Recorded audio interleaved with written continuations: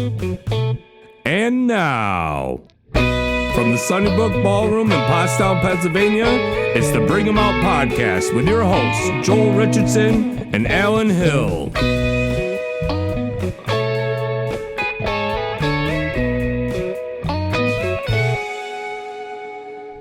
Hey everybody, we're here at the Sunnybrook Ballroom inside the podcast studio with the return of Bring 'em Out, baby, season 2.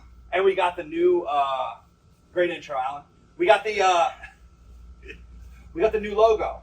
We got the new logo, which you blew me away with. Well, yeah. Well, it's Steven Trotto, Ignatius design. He did it. I came up with I'm like, first of all, you need to be on the logo. And also, when people come to shows, they think about you're laughing and you having a good time. And obviously, your Eagles jersey. So I thought, why not captivate that with the essence of you laughing, like belly laughing. Yeah, it was perfect. And it was that great photo. Yeah, that great Lauren Ariel photo ninja picture that I'm like, and, exactly. It's great. And it's you and me beside each other. It looks awesome, man. I think it's long overdue, man. And I appreciate you being patient with trying to work things out. I don't care about stuff like that. Countless stuff going on behind the scenes. And I miss it. Yeah. And I missed you, buddy. Back at you, bro. But also, like, I haven't been hosting as much, and I feel like this is the performing. And also, nice. That makes sense. It's a good chance to like try to get the story out there and try to just have fun, tell people what's going on here. Yeah, keep them abreast of situation at Sunnybrook and SoulJoel's life and all that good stuff. Yeah, man, totally. And if we get some of Joel's souls on here, yeah, that's right.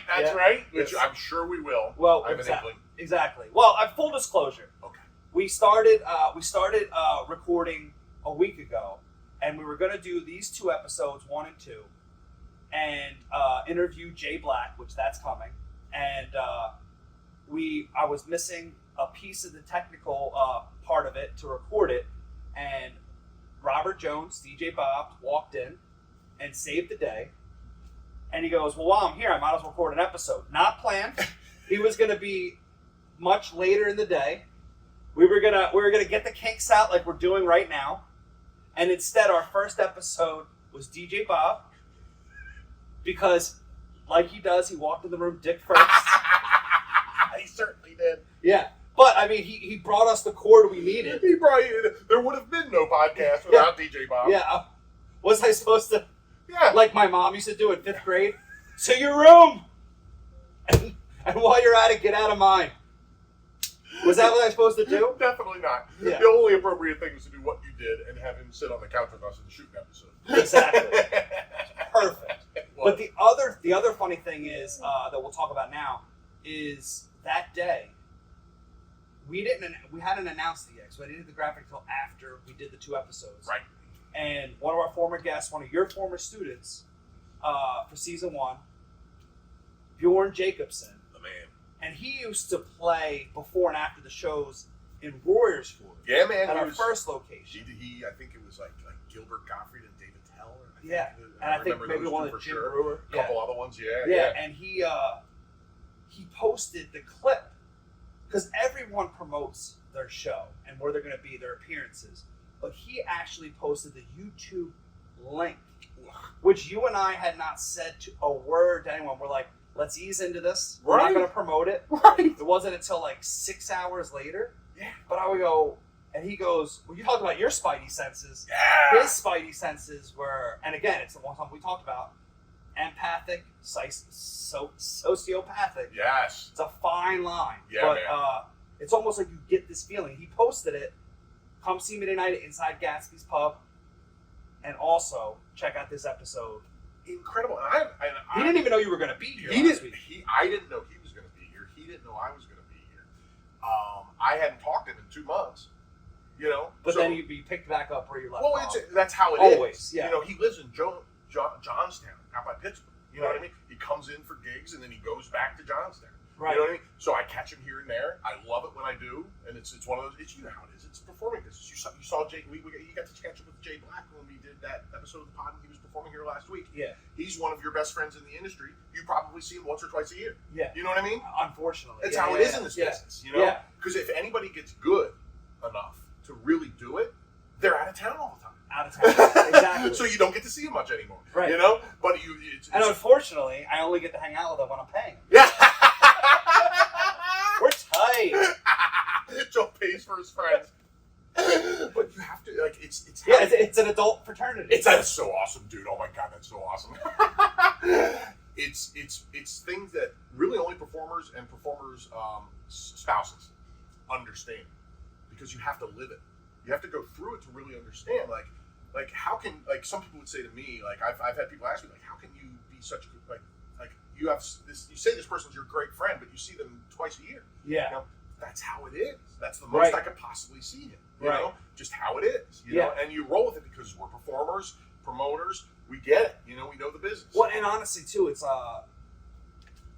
like now I'm telling my girlfriend too, all my good friends, but it's almost like there's chapters in your life, right? Mm-hmm. So I have like these guys that I grew up with from like kindergarten through high school. Yeah. And I have ones in each sport, or like my friends that were just my friends that I didn't play any sports with. They were just my neighborhood friends. Dig that. Yep. But then you got summer friends. Summer. Just the dude you hung out with at the pool. Yeah, I was waiting for you to make a joke about some of my summer friends. Oh. Some are my friends. Some are not. That's so awesome, dude. No. This is why you're the pro. Wow. That's awesome, dude. I didn't even think about it. I thought you were baiting me. No, I wasn't at all. Yeah, okay. Another good point.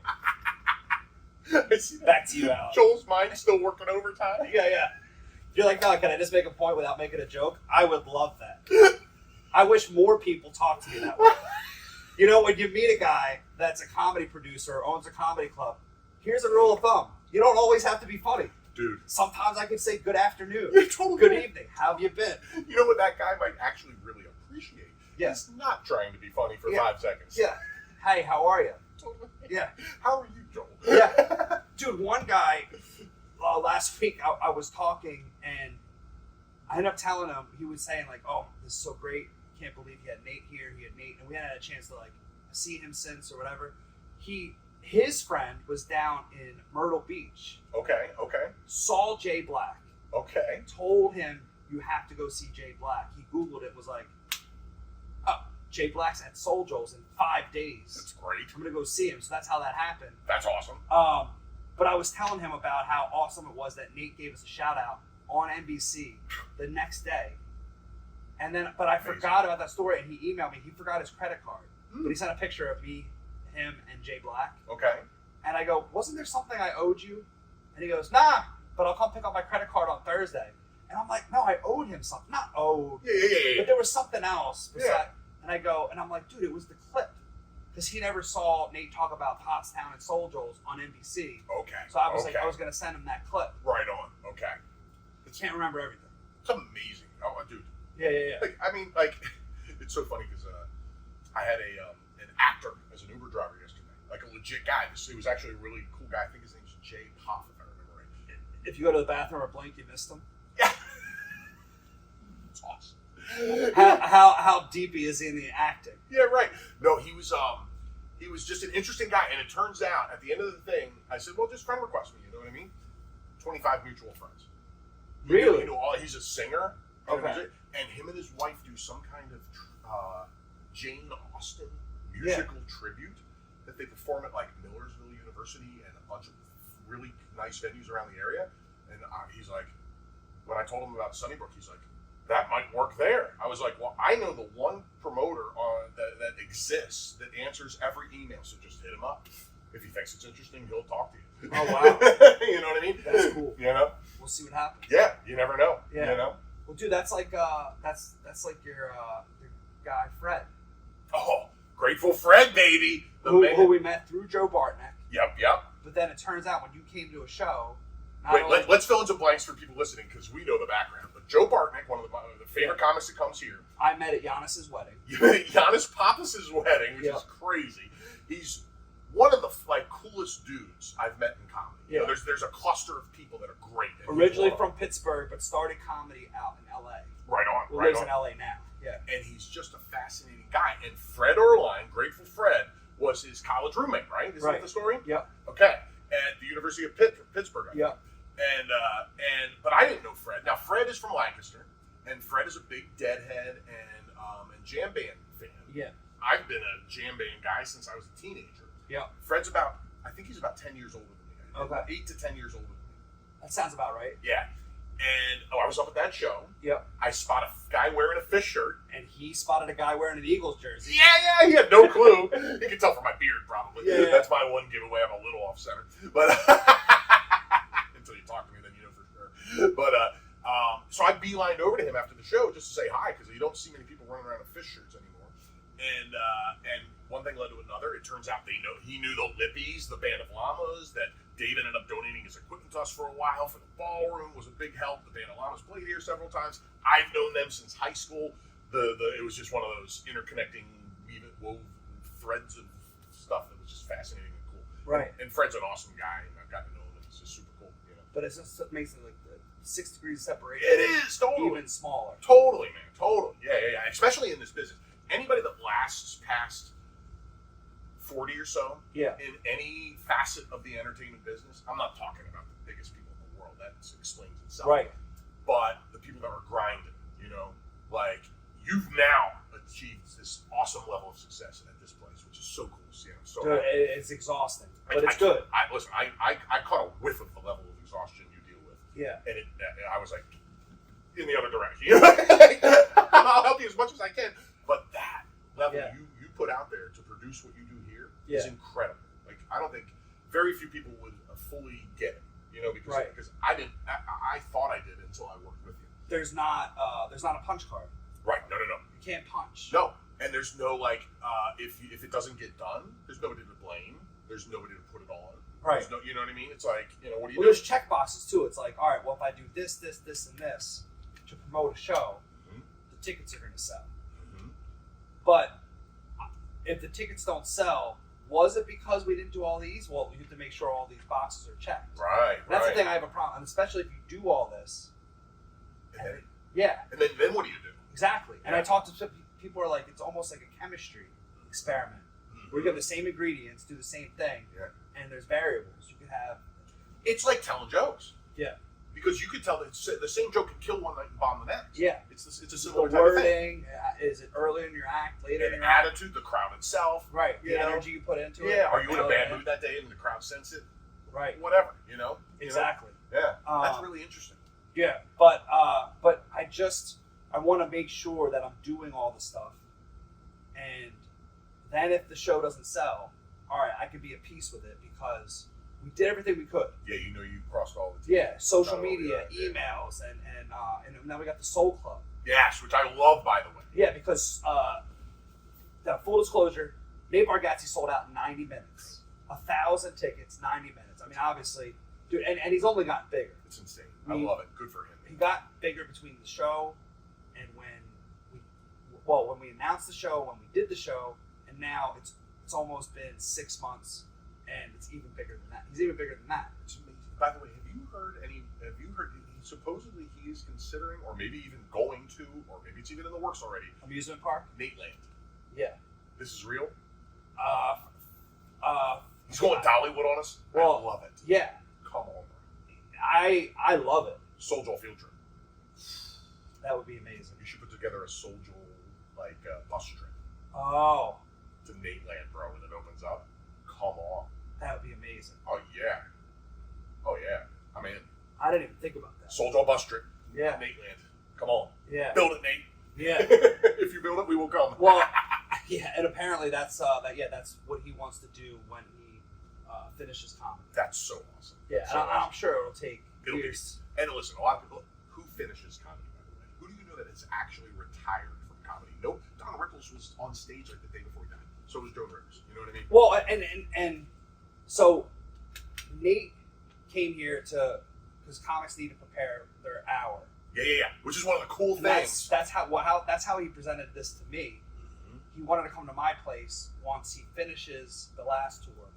It became a special, so they need to dump that material, and then come, especially at the Pinnacle, build their new hour. Yeah, build their new hour. So he needs places like mine to come run it.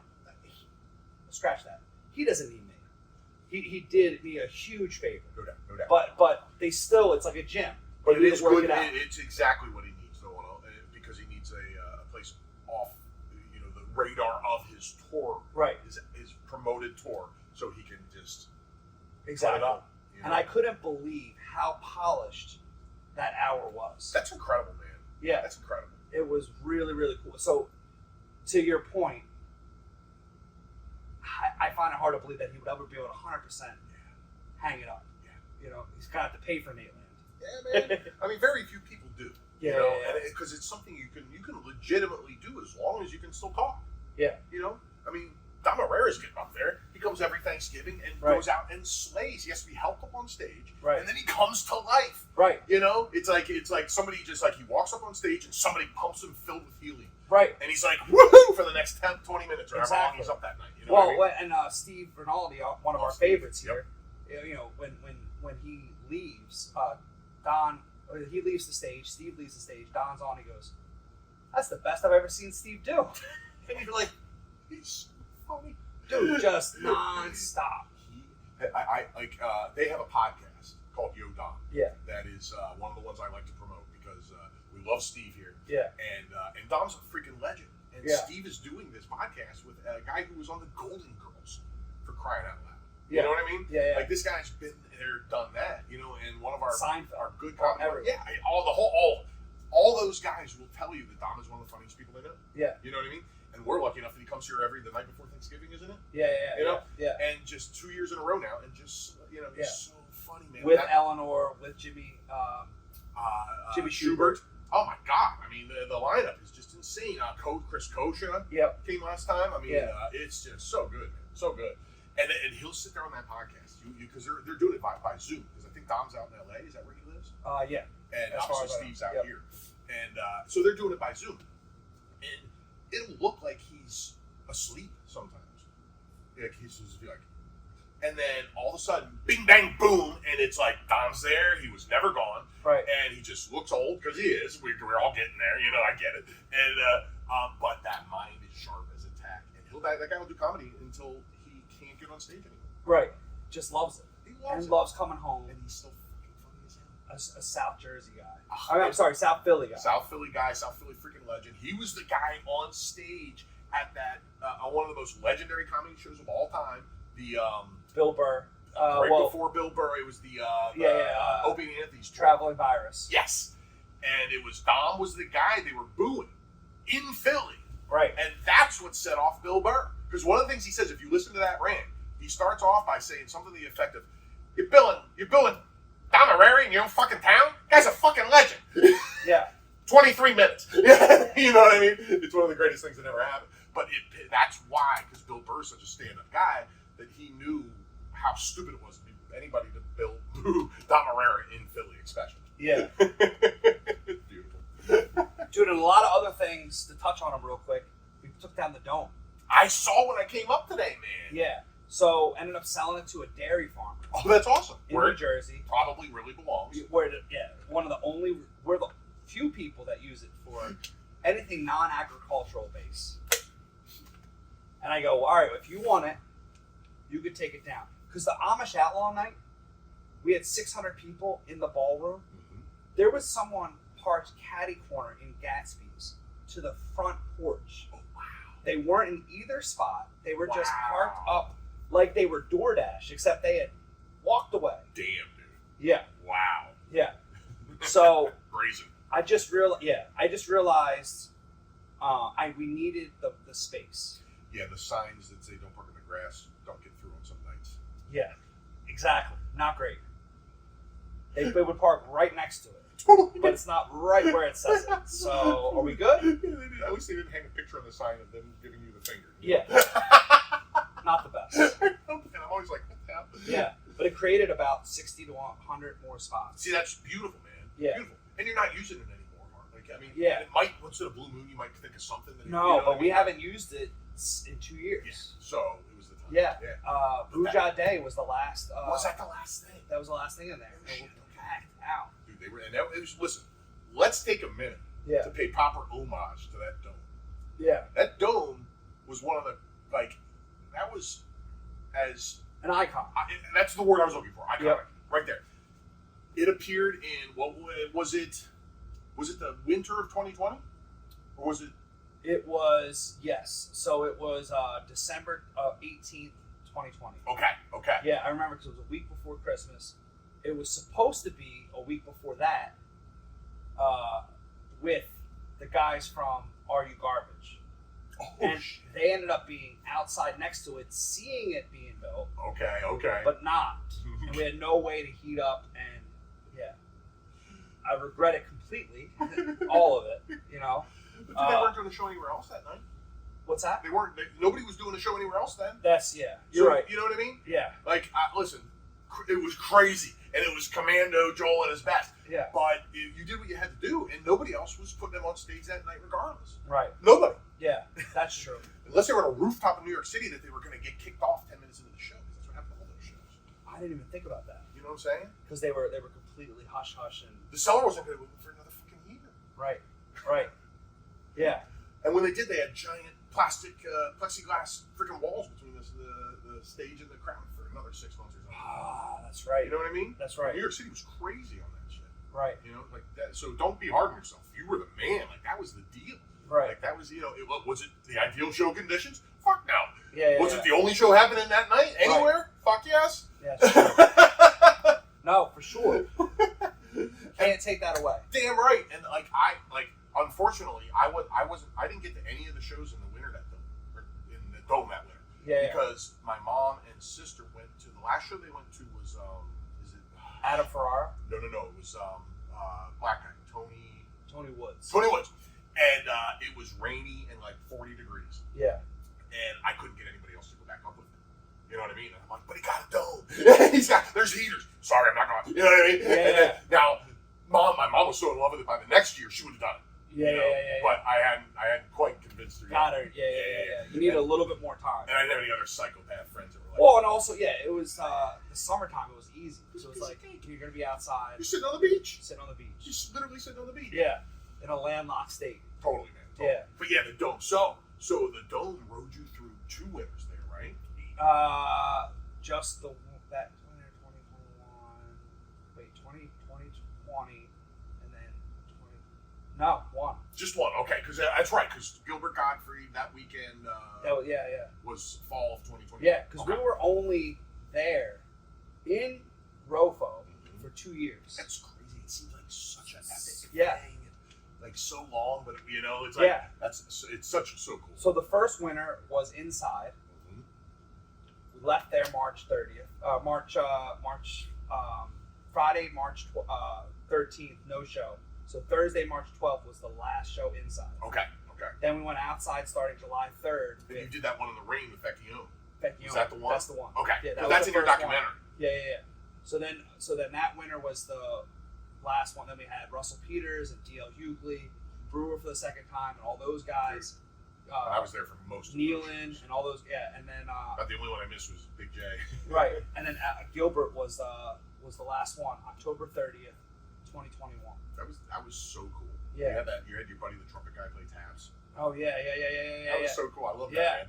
That was epic. You know, like I met people like DJ Bob that are still my friends today. You know, Jesus. I didn't know you before the day 1 there. I was the first person to show up on day 1. Right. And I'm like, yeah, so who's doing this? You know, and you're like, I am. I was like, oh. Yep. I got all my hats on. Yeah, man. I freaking love it. So then you bring the dome here because you needed the continuity. I still was and talking about all the different places that we were supposed to end up. Mm-hmm. The dome an outside comedy was a big part of my business model moving forward. It was the thing, it was the thing that caught people's, it was my wardrobe. It was. I didn't even like to wear proper pants. None of that I had. You were wearing the Joel back then, man. If you didn't catch him in Rofo, man, it was sandals or flip flops. I don't know which, and some kind of shorts like I typically wear. Yeah. And Sunday pink shirt. Yep. Exactly. And every other day, just a normal sort of polo type shirt, right? Or whatever, exactly. or a t-shirt. Yeah. Yep. But now, I have to look like I own the place, which is wild. But yeah, and have to look like yeah, maybe or just blend it. I love it, man. So many people now when they meet me, they're like, "Oh, I didn't think SoulJoel was a real person." I go, "That's even funnier." That's you should probably create a character too. Yeah, like a puppet or something. Like a cartoon. Yeah. That way SoulJoel can live forever. Yeah, my man. So we started the Dome because I thought that's what I needed. Yeah. And I thought that's what would work best. And also going forward, I didn't have to keep checking in on what else was booked here, whether it be a prom or a wedding, whatever. So I started doing the shows out there. Yep. And I mean, it turns out we've now cultivated the Kill Box, where thanks to you, we Bobby have Kelly. it. Yeah, and if people don't know, we talked about it on previous podcasts, but the Dome, the ballroom was built in 1931, so the ceilings and floors were all built. So acoustically, you stood on stage, you hear all the way back because there's 4 microphones or speakers. Right. Now, 10 years ago, the last owner had sectioned it off so that the Melody Room, which is the Kill Box for the comedy shows, would be like a conference room so people could rent out during the week. And it used to be like a 3,000 capacity or something like that? Or The ballroom? Before it got sectioned off, the whole ballroom? Yeah. I mean, the most they ever got in there was 7,000. That was standing room only with Glenn Miller. And that was definitely not to code, I'm sure. Yeah, it's actually code. Exactly. Luckily back then there probably wasn't a code. But wall to wall, both ways, with tables like going end to end. Yeah. It was 2,200. Wow. And that was when they had the Republican Committee fundraiser, and Ronald Reagan was here in 1979. Right. 1 year and a month before he won the election. He hadn't even announced that he was going to run. They had feelings, there was rumblings, but there's a picture hanging in the hallway. And like, just to have that piece of history, like everything up until now needed to happen to end up here. Right. And get the Kill Box, and now we have the comedy audience surrounding the comedians. Mm-hmm. So they hear the laughter coming from all directions. But you have that acoustics with low ceilings that the ballroom has, but we're in the... So it's perfect because like one of the big things that I always heard was like ideal, like the best situation for comedy rooms is low ceilings. Yeah. You know? And it's funny because one of the first things people joke about when they get on stage up there before they hit you is, or after they hit you, one or the other, is welcome to conference room B or something to that effect. Right? Hilarious. Which is hilarious, appropriate. Yeah. But it's also perfect for comedy. And they don't know, but the conference room on the panel for sound, it's conference room A, B, and C. And technically, the comics are in B. B, because they're in the middle section. Which I never even realized that until now. I never even thought about that. You said that. That's so perfect. I mean, technically, comedy comes from the truth, but they're hitting the nail on the head. Every time. It's so funny, and that's the exact example I hear in my head. A lot of people saying that exact thing. Oh my God, that's great. Yeah. Yeah, that's awesome. And now we have Jay Yoder and previously stated Steve Rinaldi having comedy classes. Which is so cool that that's taken off. Tonight, I think, starts our 7th class. It's the 7th one already. I think. It's amazing. It's so good. Wow, how cool to see that take off and grow. It was a hit right from the beginning. Yeah. And it's just gotten better and better. And like, I just went to a show last weekend, last Friday, where one of the guys from the class performed. Yeah. Oh, and you saw him not here.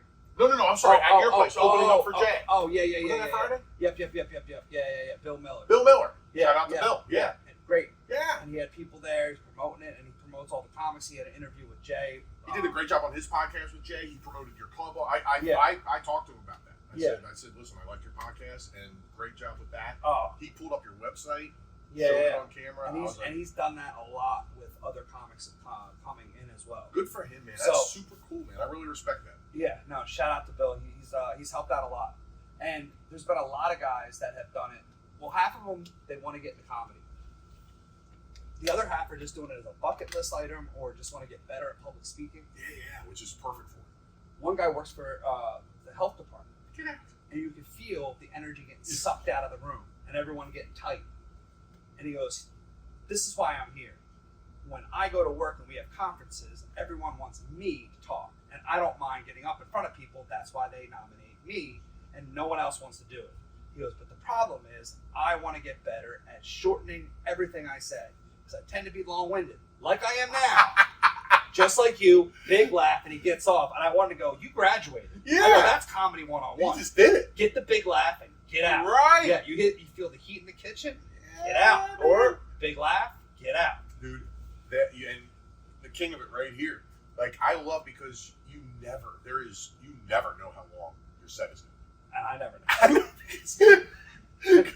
because there's going to come a point when that big laugh hits, and you get it every time. To your credit, you know what I mean? And then it's like, yeah.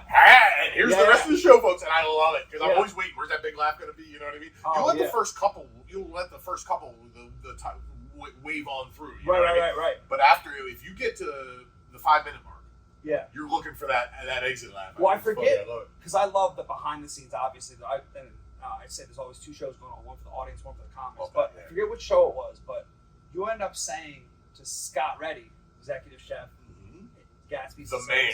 Yeah, the man. But you go, and I end up having to catch it. I don't know if I was supposed to hear it or not. But you go, Joel was actually really funny tonight.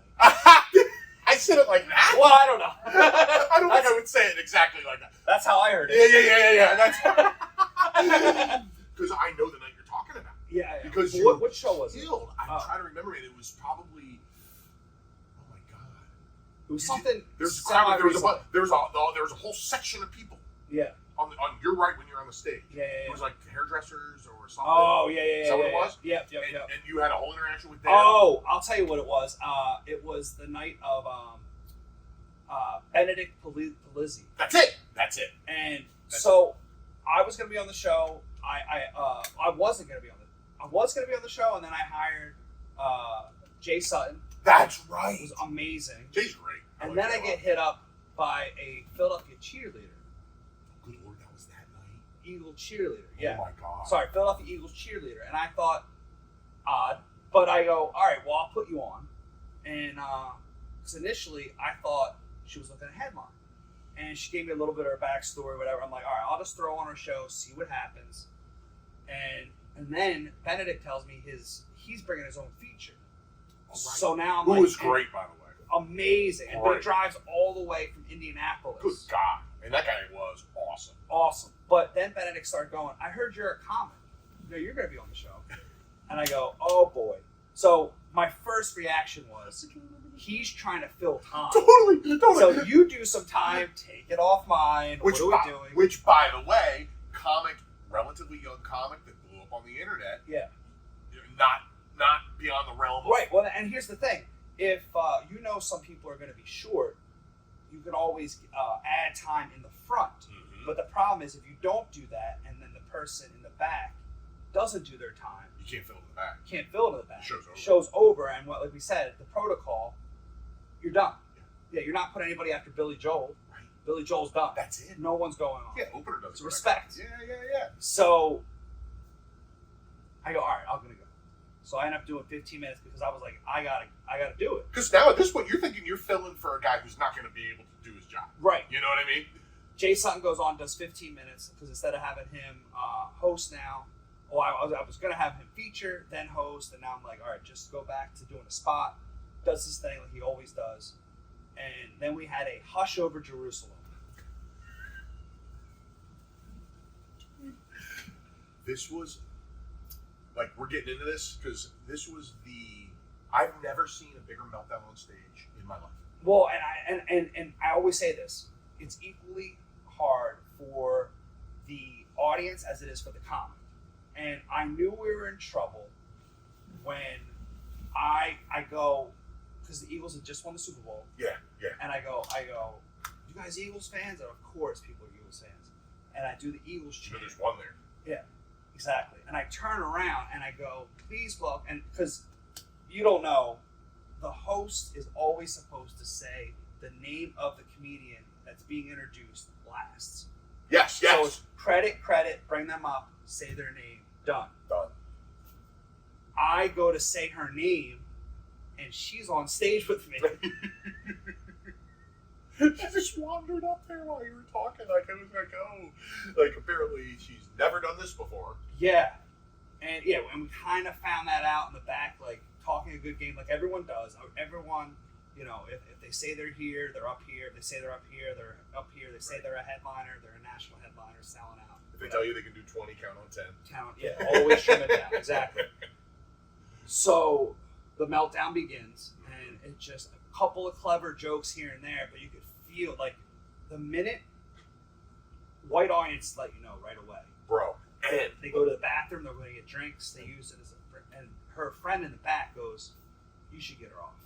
How quick into the set?